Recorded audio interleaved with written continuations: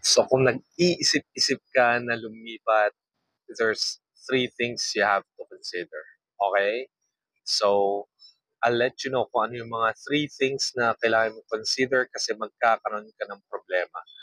So, first, ano yung mga problema pwede mong makaharap kung magre-resign ka na sa trabaho or gusto mong magtayo ng sariling business or probably you wanna change career, gusto mong mag-aral uli, you have to consider those three things before you even start.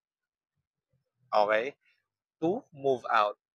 So, ano ba na yung mga problema pwede mo makaharap kung aalis ka na ng trabaho?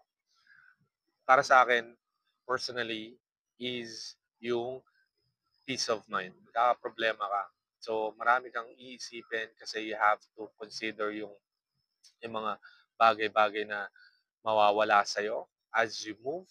And at the same time, mga bagay-bagay na isipin mo like when it comes to finances, kailan ka unang sa sweldo pag lumipat ka, ano, sapat ba yung funds mo, emergency funds bago ka lumipat ng trabaho? Kung single ka, you have to consider that.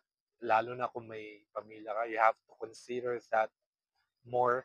Kasi kung may pamilya ka at wala kang savings, wala kang emergency funds, anong gagawin mo? How would you pay the bills, pay the rent, yung mortgage, yung food?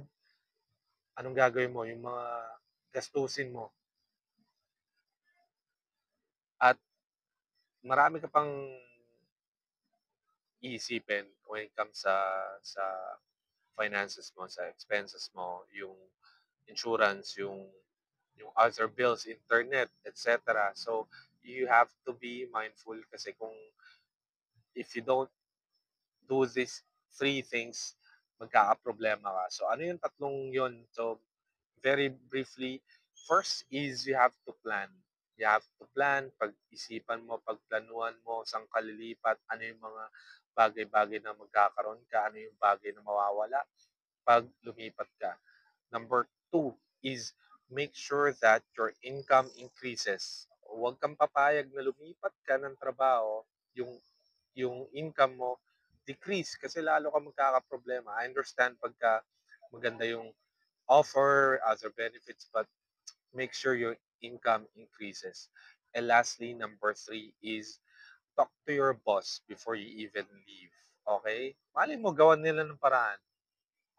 God knows.